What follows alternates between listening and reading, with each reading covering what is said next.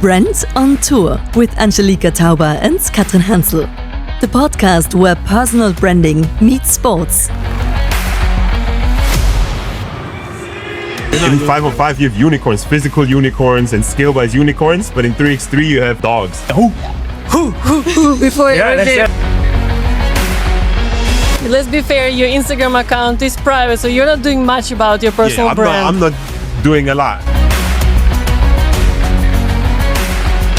There's a team here with an NBA player on the roster, a college superstar, like amazing 5-on-5 players, great credentials, and they lose in the qualifying draw.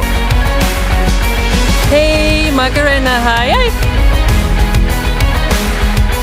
Not getting any money in the beginning, but if you manage to grow it and get it to the point where it pays very well, it all pays off. So I feel like 3x3 is like a perfect sports startup kind of thing. With 3x3 there's no coverage for lack of skill, for lack of effort. If you're somebody that likes to only shine in easy moments, 3x3 is not for you. In those 12 seconds between the balls to fall into the negative thinking, spiraling, imposter syndrome, doubting. Like I see Nico more than my girlfriend. The reality He's of it. good looking enough, so it's okay. So we've become mentally prepared, physically prepared. Then we come to the game, okay, now this is our first 3 minutes. It's always way easier to win the games. Ladies and gentlemen, welcome to the Brand on Tour podcast, a podcast about personal branding, sports and business. Today we are at a very special tournament of a sport that just a few years ago was considered as a joke. 3 players, half a court, 10 minutes, and people said it's way go when you're not good enough for the real thing. And look around now. A square in the middle of a city, music, a crowd, sponsors pouring money into a game that didn't officially exist just 15 years ago. Somebody looked at basketball, the giant, the billion-dollar machine, and decided not to fight for a seat at a table. They built a different one out in the street where everyone could see. And our guests today are the stars in this young sport. Fabio Söhnel, a kid from the mountains nowhere near where basketball players come from, chased the game all the way to America and watched it end. One injury, one shoulder, and the promising career was over. To stay in the country, he starts MMA fighting, something totally different, in a cage alone, and years later, almost by accident, he walks onto a court like this one here and becomes one of the best players in the world. And Nico Kaltenbrunner, a basketball player everyone wrote off, 124 kilos, told his own body would never let him make it, who showed up anyway, being part of 3x3 from day one. Just got paid €200 a month, which is literally nothing. No sponsors, no promises, just to believe into this new kind of sports. And today, he is the captain of the national team, the face of the whole thing in Austria. So today we are going to tell you 3 different stories of reinvention: a federation, a fighter, and a believer. So welcome, guys. It's our pleasure having you on our podcast today. Welcome. Welcome. Thank you for having us. Such a great story, such a great introduction. Thank you, Katrin. It's been quite a long one, but I think it was worth talking about your Yeah. story in the very beginning, touching on everything. Thank you for that. Yeah. It's a nice introduction. I liked it. Oh, thank you.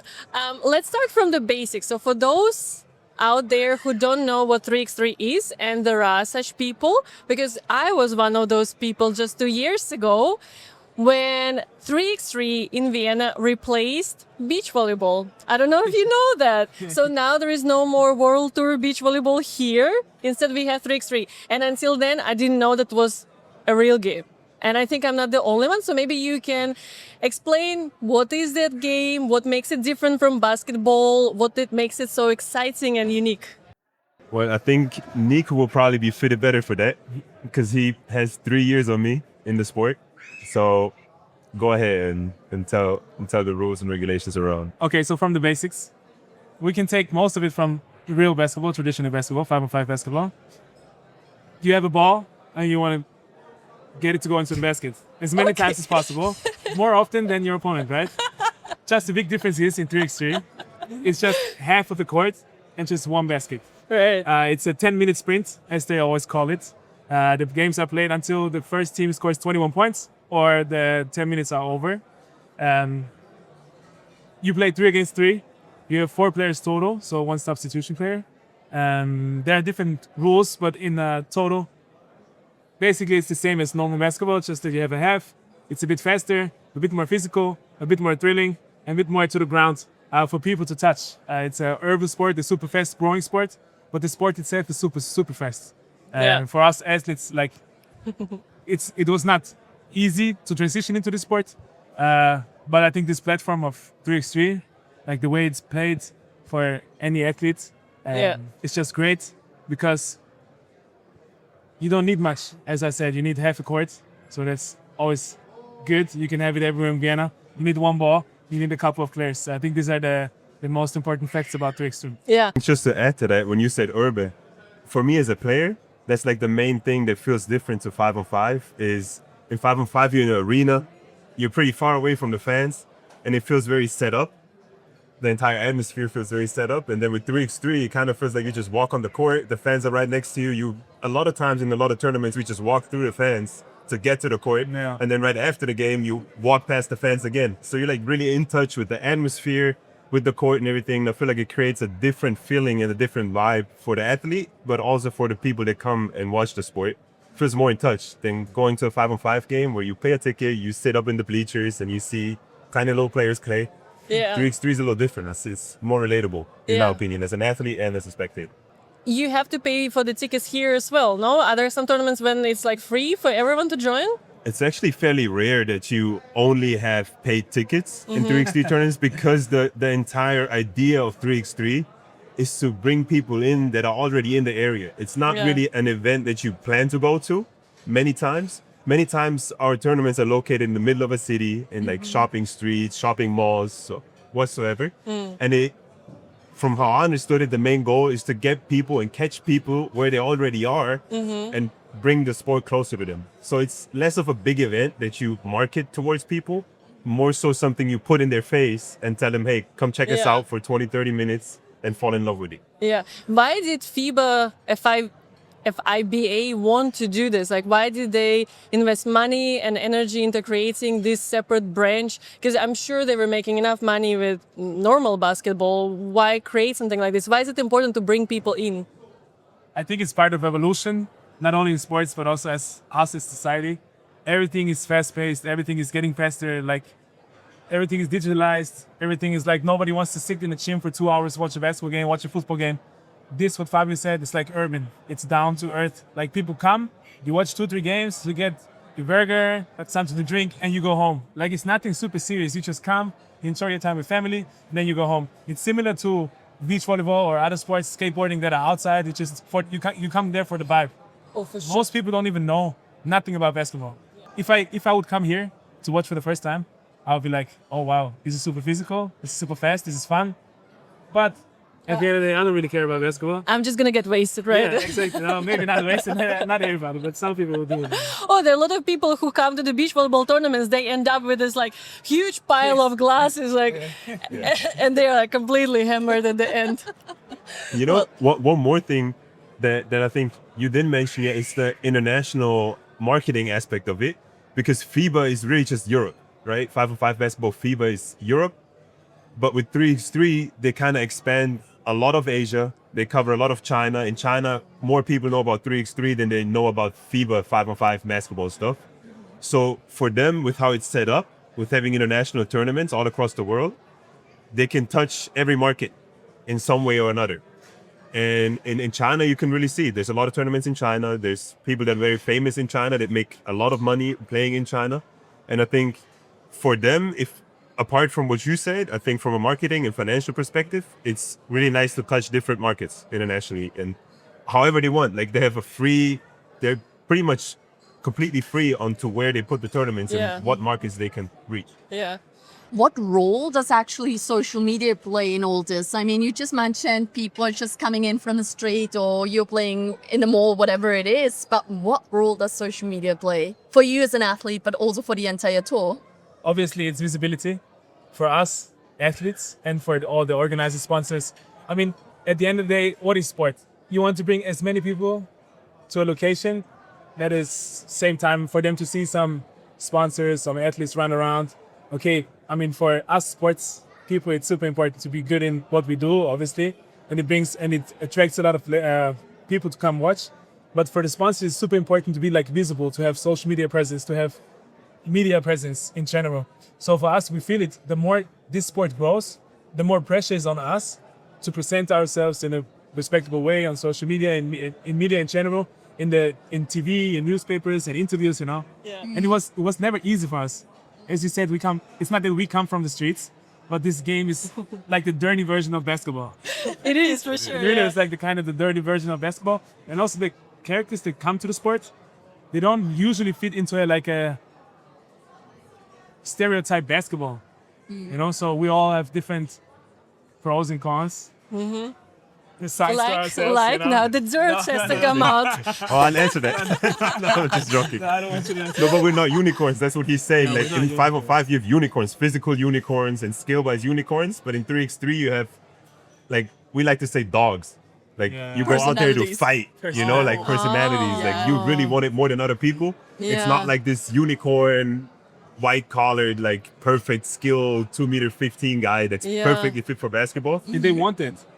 Like they're They want looking it, for yes. And they don't succeed. Like, I mean, there's a team here with an NBA player on the roster, a college superstar, like amazing 5-on-5 players, great credentials, and they lose in the qualifying draw to a 40-year-old Lithuanian team. shooting shots. Yes, and they're old, they're 40, but they understand 3x3 and they're dogs. And that's interesting about the What sport. makes it different? Like, do you have to have the beast mode on when you play? But I guess it's in the same in every sport. I mean, Or think about it. 5-on-5, you have a lot of breaks. Every dead ball is a break. You score a basket, you jog back. How you many wait is- for defense. I'm very illiterate in basketball. I'm very sorry for this. I'm a volleyball player. How many players are in total in the 5x5? 5-on-5. It's No, not on the On the- court, on the but team, in 12 the team. people. Ah, so you do get a lot of yes, and you breathing get time. subbed out in and out a Yeah. lot. So average player probably plays around 20 minutes a game in 5-on-5. And even if you're a star player, you probably play 33 minutes-ish. And in 3x3, you just go. There's no break. And the thing with 3x3 is there's no coverage for lack of skill, for lack of effort. In 5-on-5, you might be off ball because there's 5 players. 2 are involved. And then if you're off ball, you just stand and watch. You gamble a little bit, you rest.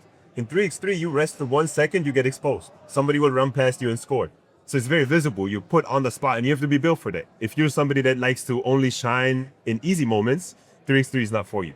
Like you have to perform in every single possible scenario there is. So you need to be an all-rounder, right? Exactly. In 3 Yeah. x 3. Makes it much easier. Yeah. I think there is a huge parallel to beach volleyball, right? Because indoor, if you're having a bad day, you're gonna get substituted and you can chill on the bench. And in the beach, you don't have a coach with you. It's just 2 of you, and that's it. There's But that's no better substitution sometimes, at No all. substitute player at all. Is it better? Yeah. It's a good thing, right? Not to have a coach. Is Oh, it? I mean, most teams have a coach now I'm because kidding. now You it's the don't first like your season coach? when No, you're I not have on no the problem coach. with my coach. Yeah. Please, let's not go Cut there. this. Yes. So why is it better without the coach? No, I think in 3x3 it's better without a coach because, anyways, this game is so fast. If my coach tells me, or if he gives me too many inputs, how am I going to be able to focus on the game? I cannot. First of all, I cannot do everything he says in the second he tells me. So in 5-on-5 it's different. You have a timeout. He has a minute to tell the team they can do something on the court. In 3x3 it's like he can scream. He's not even allowed to talk to us. There's literally a rule where the coach is not allowed to say something to the players. Yeah, same and beach have the same volleyball. thing in beach Yeah. Yeah, but they now change it actually. It's the They- first they season changed that it, yeah. coaches are allowed next to the court. And So now they are allowed. They Yeah. are allowed, but it's the first season, so we hardly have any experience with weird, it. yeah. So Yeah. let's see how it goes. Well, for us it's Because great. I absolutely agree. It's distracting to Yeah, some it is. point. Yeah. But it's interesting you say this because I feel like a big component of 3x3 is getting players ready to coach themselves. And that's also another thing that in 5-on-5, you have systems for every single offense. I remember when I played 5-on-5, you walk the ball up the court, the coach screams in, horns up, point guard, forwards, horns up, guys. It's like eight seconds of just communicating with each other and like having the tactics right on the court. But in 3x3, you have a week to prepare for a tournament, and then you get thrown into that tournament. If something doesn't work on the court, there's no coach to call a timeout and be like, okay, I'm going to draw it down for you. And that's where Nico comes in for us. It's one of his biggest strengths is when he's really tired, he still thinks super sharp. So whenever there's situations and he sees, yo, this defense doesn't work, this offense doesn't work, he's the one to like bring everybody together. He's like, okay, we change this and this up, and we play this way, and that's something that's really special with 3x3, and maybe even beach volleyball as well, compared to like indoors. That like you have to be prepared to adapt by yourself. For sure, it's a lot of mindset And analytical skills. analytical skills, and you know, when you're under pressure in the crunch time, do you manage to think straight or not? And like, I used to not be able to think straight. Like, I would just keep doing the same thing, and now I'm like, come on, snap out of it and like try something different.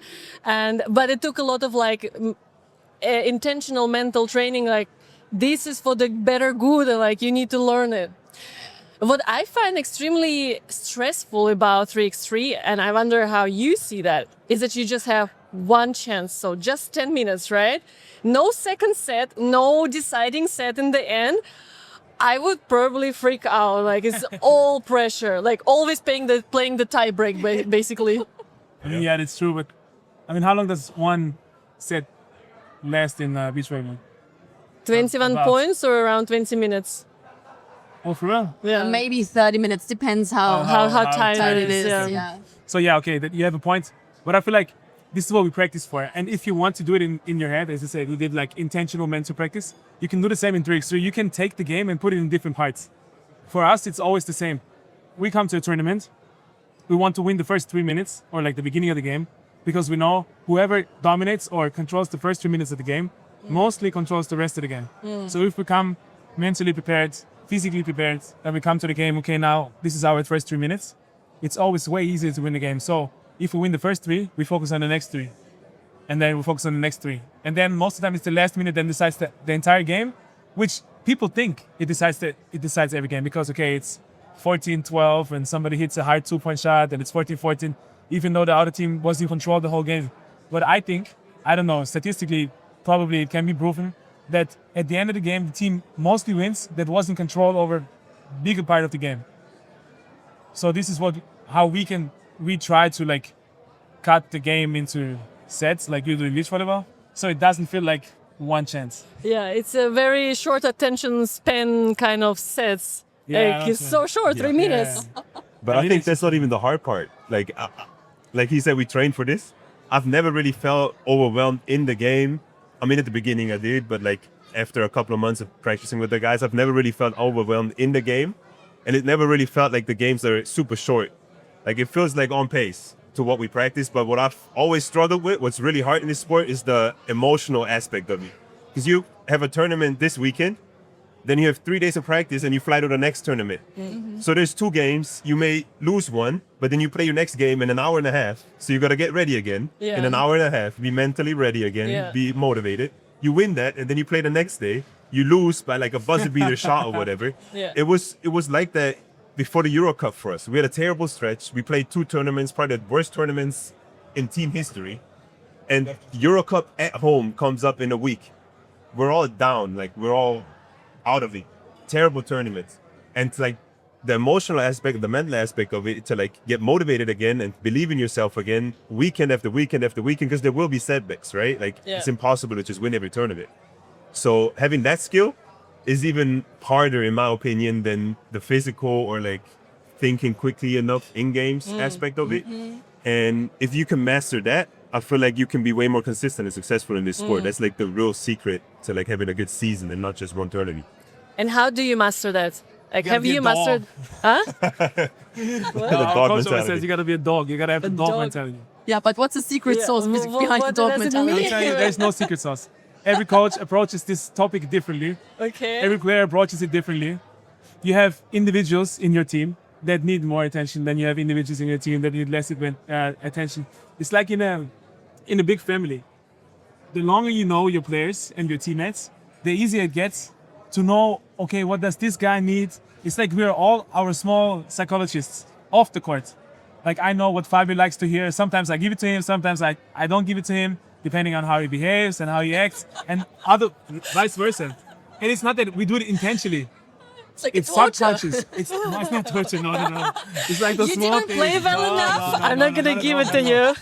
But I mean those things like on practice, if everything feels like good and you're kind of in the flow, and then you come to the tournament and everything feels off.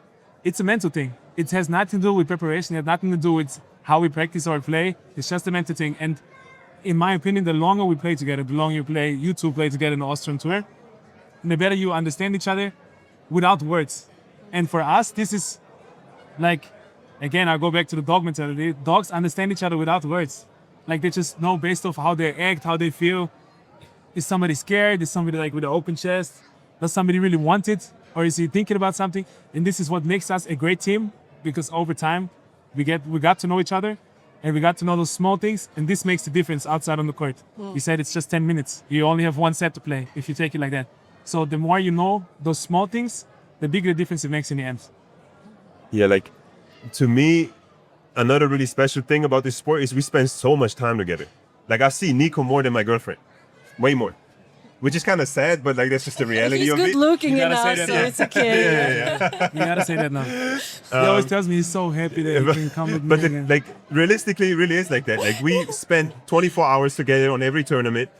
We're in a room together, so like we spend a lot of time together as a team, and that has two paths you can take. Right? It's like a family, like you said. It's kind of like brothers, forced brothers, I guess. But you can take a path of like harmony and working together well, but it can also very easily with a lot of teams set you apart, you know, and like kind of like distract things on the court. So I feel like to me, the only secret, if you can pinpoint one, is kind of like finding the chemistry as a team, because you spend so much time together, you play so many tournaments together, of like he said, like we have a good chemistry together, for example. I look at him on the court, he looks at me on the court, and there's a certain knowledge of each other of like, okay, he's feeling it right now. I need to do this and this. That he's not feeling it right now. I should probably just talk to him like this. He's trying to provoke me. I'll just ignore it right now. That kind of thing. But you know what? I can imagine like when you spend 24 hours together, 24/7 on a tournament, whatever, there may be some point where you need some time apart. Do you talk openly about your feelings and maybe that you just need some separation for a few hours and need some space or some time for yourself? Like, how does this... I just can't imagine how this works, like But- spending so much time together. I never needed space from you when we But are on we- the tournament. Yeah, true. It's like, this is a good question because it gets me thinking, but I think I can give a pretty easy answer. It depends on the player. Like, okay, for example, if I'm in the room with Fabio, like I could be with him, I could live with him, because living with him will be easy. He's on his computer, he's doing his thing, I'm doing my thing. If he wants to do something together, we just go do it. If he wants to do something and I don't want to do it, I tell him. What I appreciate about Fabio so much is that I don't need to be, from the first second I met him, I never had to worry about him being upset about my honesty. Like he knows I'm abnormally honest and straightforward. I'm like super direct, and I really don't care about what comes after. Maybe it's a good skill and sometimes it's not a good skill, but this is how I am. And he knows that from the first second. And I never had the feeling until today, maybe it will change, I hope not, that I could not be honest with Fabio. So I was always honest with Fabio. So as you said, do we talk about our emotions? We don't really talk about it in a nice way. I just tell him, please don't go on my nerves, or like leave me alone. And he understands. But very straightforward. Yeah, I mean, straightforward. that's And he some respects kind it. of open communications as well. But Yeah. I cannot do this with all of my teammates, for example. Yeah. Some are different, and then this is what I said. We have to know each other over some period of time that you have together in preparation, or if somebody new comes to the team. This is the most important thing in 3x3. It's like, if you don't, you can bring in great players. This is what Fabio played on before. There's a team here with the most quality of any team here. Like, you cannot compare the team to any other team here. And they didn't even make it out of qualifying. And it's just those small things. You can bring great talent, great players, but if you don't adjust the small wheels, the big wheel will not turn. So the dog mentality. Again, the who. The Dog who? Okay. Can we adapt this in beach volleyball? 100%. How would it look like? I think it would be easier with 2 than with 4. Okay. And how would it look like? Yeah. Who before Yeah, that's- okay, that's- well, that's- that's gonna be your that's part. what you need to That's get gonna done. be your part. But this is also this is something funny, but this is something like just a small laugh before a tournament, before a game starts. It takes so much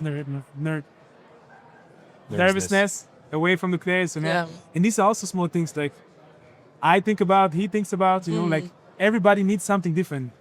He's quiet before the game. I'm super loud and talking a lot. This is what we need. And everybody needs something different. Yeah. I think She's for got you- one word to say. that turns on her focus and attention, which is the Macarena. What? Macarena. No. Yeah, okay. But for what? Focus for the playing or after? Yeah, During the game. So, okay, the two things. Before each game, I always tell Carson to turn on the beast mode. When I feel like it's sleeping away, I'm like beast mode level 2, 3, 4, 5. But before every service, you stand in reception and to forget the previous ball, to snap out of whatever bad happened, because you don't have those breaks. But we do have breaks, and it's very easy in those 12 seconds between the balls to fall into the negative thinking, spiraling, imposter syndrome, doubting. And I always start singing, hey, Macarena, hi. And I forget everything. Like I am in the moment that it grounds me. Yeah, but I would be losing everything if I would start thinking about that one. Every single service, I'm like, hey, Macarena. How is it for you to hear her do it? Oh, she's just inside. really- Internal. I thought That'd you be would even do it funnier. No. Maybe I'll try next time. But sometimes when I notice she's having a bad moment, I'm just like, Macarena. Okay. Yeah, just, Yeah. These Yeah, are the all small good. things. These Well, are the small things. back They to make difference. 3x3. Let's talk about money. Yeah. I would imagine that since 3x3 is a niche sport and was probably not taken seriously for a long time, and probably I imagine you still meet people who are skeptical about it being like a real career path. How does it pay? How does the sponsorship look like? Can you survive on it, make a real living with it? Well, I think there's different concepts in 3x3 for teams. So we're a team that's under the umbrella of the federation, the Austrian Basketball Federation. So a part of our team gets their salary through the federation. And then we also have players with Nico and Matthias who get paid by the Austrian Army, Heeresport. And that's only possible because the national team, 3x3 national team, and the 3x3 Team Vienna is the same thing, basically, in Austria. So the fundings for the national team and for international success go straight into the 3x3 club team as well. But then there's also concepts of club teams like Lausanne and other teams. I can't really think of anybody else. Right? Toronto. Yeah. There's other 3x3 teams as well that are sponsor based. So they don't have a federation behind them. They need to find sponsors that pay their salary. But overall, I think for a Austrian basketball player, and I was one of them. So I played in the first league in Austria, and when I got the offer from 3x3 and also the contract in front of me with the money and everything, it was way more lucrative than 5-on-5 for me. Maybe there's superstars in Austria, a very select few, maybe a handful, that can make the same or even a little bit more in Austria. But for players like we talked about before that are kind of like, in basketball you call them tweeners, they don't really have a set position, but they kind of do everything. So I kind of always did everything, but I was a little too short, a little too big. And for 3x3, that fit perfectly. So like for somebody like me, the financial benefit of 3x3 was way, way bigger than anything 5-on-5 related. And also the chance to play for national team events. Austria has, I think, never played in a European Championship. In basketball, 5 In history, I not think. sure. I don't know. Definitely not in recent history. I've never experienced it. And far away from a World Cup or Olympics. And we play European Championships, World Cups every year. So it's different chances you can take financially, but also exposure-wise. If we talk about personal branding and social media, by playing international events for the national team on the biggest stage, even though the sport is way smaller and it's way easier to get into a European Championship with 3x3 than with 5-on-5, you still get the exposure that you will get with anything else. We won the European Championship and we're in Hangar 7 on Servus TV, and there's a lot of interviews and a lot of media coverage, which you just cannot get with 5-on-5 in Austria. Regardless of what you do, you can win the Austrian Bundesliga 5 times in a row, you will not get that coverage. Yeah. So that's just goes to say that one doesn't need to be afraid to go into a niche sport that's very young and risk the recognition of a traditional sport. They can actually gain much more if they believe in it and grow with it. Like with a startup, you go into a startup, you not getting any money in the beginning, but if you manage to grow it and get it to the point where it pays very, very well, it all pays off. So I feel like 3x3 is like a perfect sports startup kind of thing. 100%. I think he's a perfect example for this. Before you say something, I want to praise you a little bit. He's a perfect example for this because if you look at today, he's literally the face of like Austrian 3x3 basketball, but some might also say just basketball in general. If you ask kids on the streets or whatever, a lot of people know Nico's face, especially from the MVP in the Euro Cup and all that. If you think about that, like he was a young boy that played in St. Pölten, and who knows what your path would have been, you know? And like I told them before already about you, like you trying 3x3 with no real future vision or whatever. You just like to play, you were good at it, and you just kind of joined. And I feel like it's similar to business. I can say it from a business perspective a little bit from my experience. If you really believe in your skill, you believe in what you're good at, I don't think it always matters how big something is that you get into, because you can make it big. Right. You know, if you really believe in yourself and you have the personality, the skill set for it, you can make anything big. Doesn't matter how niche or how small it is, you Right. can make it big in your own country. And he's Yeah. a part of that with 3x3 in Austria. Yeah, very inspiring. So maybe we can unpack your story. Like, how did it start for you? How did you end up here? How far back should I go? Like, To the very beginning. Let's go back to St. Pölten. I have two parents. Okay, Long story short, Okay, back to the beginning. Okay, so I was 8. I started playing basketball. I was 16. I had my first professional practice and my first professional game in Austria, second league. And from there it was like, okay, I can play some basketball. I love basketball. For myself, I knew I want to be a basketball player, professional basketball player. So when I was 18, 19, 20, when I was 19, after finishing army, my duties for the country, which are also my biggest sponsor, if we talk about the financial part, they are my biggest sponsor. They pay my salary, so they pay my life and my wife's life and my child's life. So I got to be grateful for them. But until that point, as Fabio said, in the beginning, it was a slow beginning. And I don't really say, there was not much risk for me involved. I didn't make a lot of money before going to 3x3, and I was not planning on making a lot of money going into 3x3. I just went into it for the experience. Like not really just for the vibe, but just for the experience. I didn't know much about it. I was watching it a little bit, but I didn't know much. And in the beginning, I got pocket change, a little bit to survive. I got lucky that my uncle was living in Vienna. I was living in his apartment, and I was okay in Vienna in the beginning.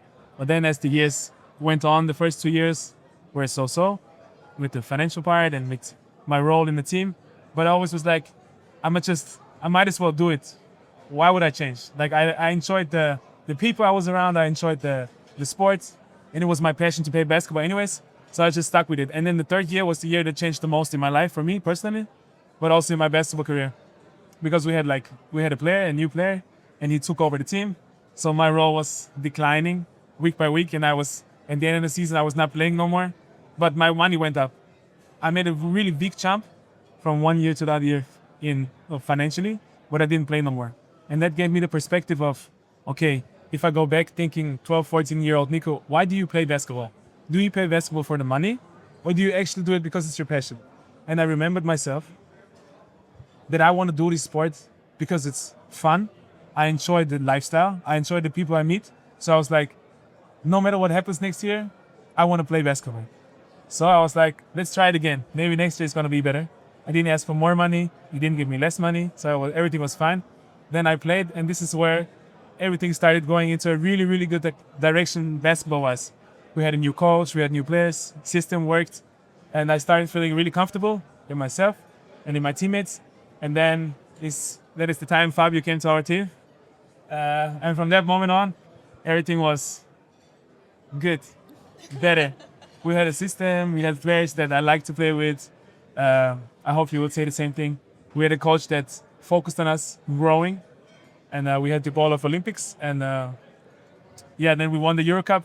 And since then, our lives didn't really change much, but we just saw that all the work we put in prior to the event paid off. Even if we don't succeed in nothing no more from today, we know this is what we did in our career, and we can be proud of it. So I know whatever Fabio or me going forward will do, even though our biggest goal is to go to the Olympics, we will never have regrets going into the sport and not doing it for the money.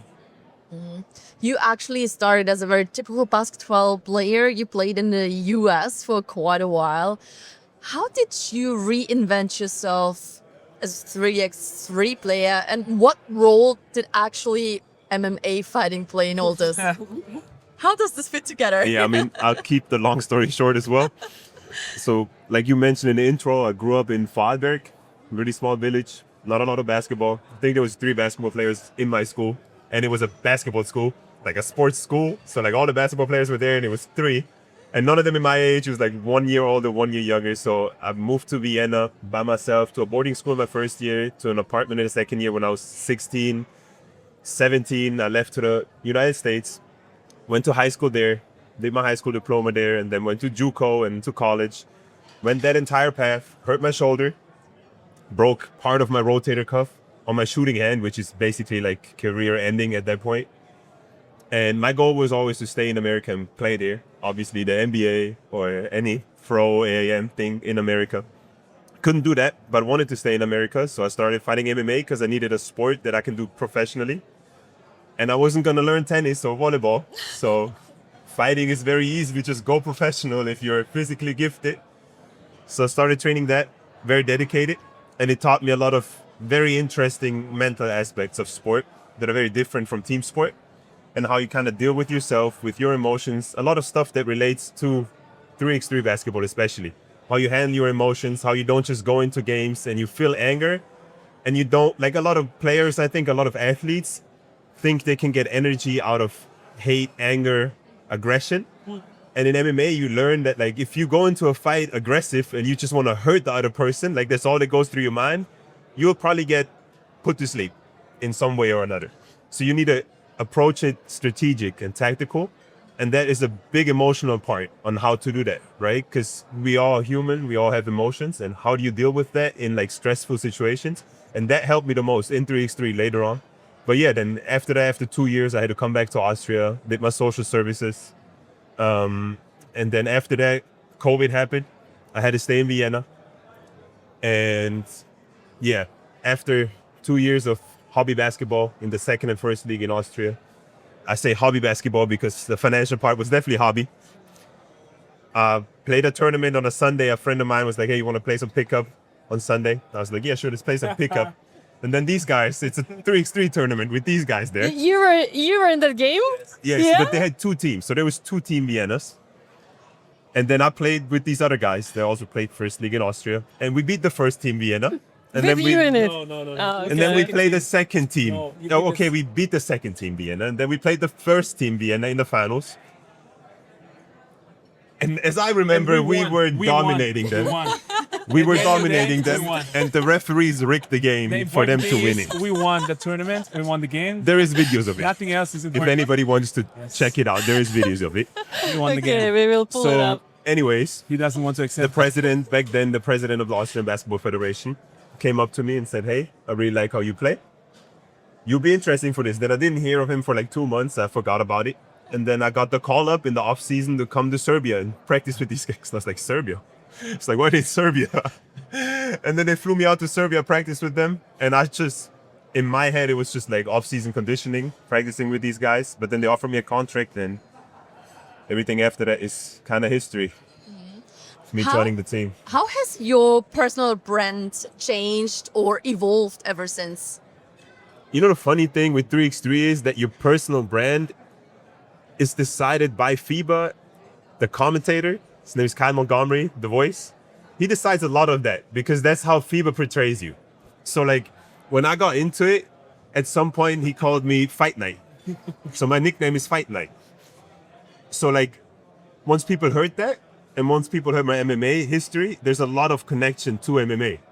So I've done a lot of different things in my life. I've had a lot of different hobbies and passions, but like the MMA part somehow stuck with people. So that's like what's being pushed out there. So the personal brand, without me doing much, is tied to that MMA part. Okay, but Based let's on your be- appearance. But let's be fair, My your appearance, I guess. let's be fair, your Instagram account is private, so you're not doing much about your personal I'm brand. not doing a lot. And it's Well- private because I've never really been the person to be very public with what I do. I've never felt like it was something that's easy to me. It always felt stressful and like very put on the spot. Like I have no problem talking on podcasts or doing interviews or even like playing in front of big crowds. I have zero problems with it. But with social media, I've never had that connection myself, or maybe even the understanding of it on how to use it in a beneficial way for myself. That doesn't require, for me, it always felt I have to like be super valuable and show a lot of my private life, which I don't want to. I don't want to share my private life with the public. So to me, Instagram was always something for my friends and people I know. And it was never something where I want to share my private life with everybody. But I think, I do believe there's a layover of where you can use Instagram and social media in general as like a business thing and build your personal brand. Intentionally, not by the yes. commentator. But then to myself, when I watch other people's Instagrams or other people's social medias, I don't relate to something that's not authentic. So if I were to do it, I would want it to be authentic. Of course. And I think it's really difficult to find that balance in between it being authentic, but not sharing too much of your private life. And that's what I always struggle with. That's why it's private and why I chose to just make it private so I can post whatever I want because it's just people I know. Because I haven't found that balance yet. And I don't think it's that easy, especially with the amount of time we have, the little amount of time we have to like really think about stuff like that. How about you, Nico? You are the face of 3x3 in Austria. Have you built your personal brand intentionally or Not just at all, crossed no. away? No. We kind of get assistance by the federation if they see needs and if they feel like they can help us to push us before a big tournament, especially Vienna. I mean, he says he doesn't push his personal, how do you call it? Personal brand. Personal brands. But the federation kind of does it for us. We are a product for them. They need to manage, organize, do things for us at the end of the day to be a product outside on the court. So for them to have our names and our face, I don't think it's like super, like 100% our job to build our personal brand. So obviously all of us could do a better job in doing it, like to promote ourselves and to post more stories or Instagram posts or whatever there is, I don't know, TikTok, I don't know, whatever. Yeah, all the You're the socials. experts. Yeah. LinkedIn. LinkedIn. You're the specialists. But the way we live, our lifestyle, as we said, we travel every other week. We're gone from home. Like the emotional part of being a 3x3 player is much harder than the physical part for me personally. So to do one extra step to promote yourself, if you're not like really into it, there are some players that can do it. They can manage it. They like to do it. They like to take pictures. They like to post themselves. They like to be outside with the people. They like to overshare, as he said. They have no problem with sharing everything that gets them some kind of benefit. But both of us, I think we're not the type of people that like to do it, or we wouldn't have a problem with somebody else doing it for us. So I think the more professional this whole organization and us as a team gets, the more people will come providing services to help us promote ourselves, to do it like, so it's a bit more organic and not like did by ourselves, but from other people that actually know what to do. And we need to just smile for the camera or like, And show up. Yeah, and saying it's okay, yeah, and show up, yeah. You know, the interesting aspect of it is as well, if I think about myself, it's in some sports, it's necessary for you to live your passion, to do personal branding and to make a certain amount, to make a living off of it, right? Like if you do skateboarding, and even from what I understand, even with beach volleyball, like you will not have a federation that pays your salary. So it's necessary. But for me personally, I've always tried to set my life up to be as financially free as possible. So I have no rent right now. We live in a house and I don't drive an expensive car or whatever. So I try to like keep my lifestyle and my lifestyle decisions in a way to where I don't need crazy money to be financially free. So my motivation to make a lot of money or even more money out of the sport is way less because I'm happy with what I have right now and I'm happy with the lifestyle I have right now. And I've built it around this. I invested most of my money because of this. And we have this house because of this, to have a lifestyle where I don't need 5,000 euros every month to be financially free. And that maybe also kills a little bit of the motivation of saying, hey, I'm gonna share more of my life to make money off of it, because I don't need to, because I'm happy with what I have. I don't need many luxurious things and I can live happy with what I have right now. I don't need the extra money, but I get to live my passion and still be financially free, you know? And you're really passionate about 3x3. That's what we can see in both of your eyes. That's a spark. And that's what I absolutely adore. When people just follow the dreams and the passion. All right, that was quite interesting to talk about 3x3 and about your very personal career development. Yeah, I think we will have to do a second episode because I still have a lot of questions and we didn't have enough time to go into it. So next time you're in Vienna or somewhere around, let's do it again. Of course, we would love to. I will teach you Love about to. personal branding. I'll change your Yes. mind. That's my personal mission now. Yeah, I'd love that. I'd love that. Thanks it's for being with impossible. us today. Yeah, thank for you. sharing Thanks your for having insights. us. It was Yeah. so great. Thank Thanks you for very having us. much. Thank you. Thank you. Thanks, guys. Thank you. Bye. We'll see you next time with Brands on Tour. Bye.